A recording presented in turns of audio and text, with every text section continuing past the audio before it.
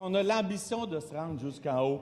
Quand quelqu'un nous demande à l'Assemblée de collaborer, de développer puis de préciser, c'est ce qu'on fait. Les Gaspésiens méritent d'avoir leur juste, on va leur donner, M. le Président. Ce que j'ai exprimé, c'est notre intention de tenir une annonce d'ici les fêtes qui nous permettra d'informer la population quel est le plan de réhabilitation du rail que nous allons mettre de l'avant. Malgré les dires du ministre responsable de la Gaspésie, le dossier du train ne sera pas réglé en 2016. Une nouvelle pourtant bien reçue par les élus de la région. C'est une bonne nouvelle, mais encore là, ça ne serait pas la première fois qu'ils disent une chose et ne le font pas.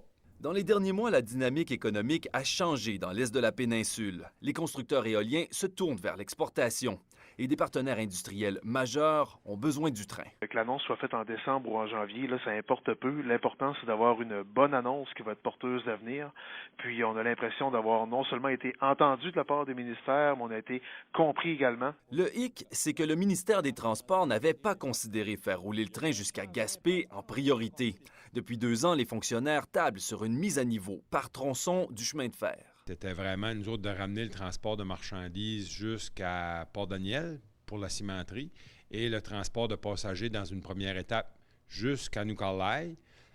Puis après ça, c'était de continuer vers Gaspé. Le ministre, là, il a les pouvoirs que son ministère lui octroie.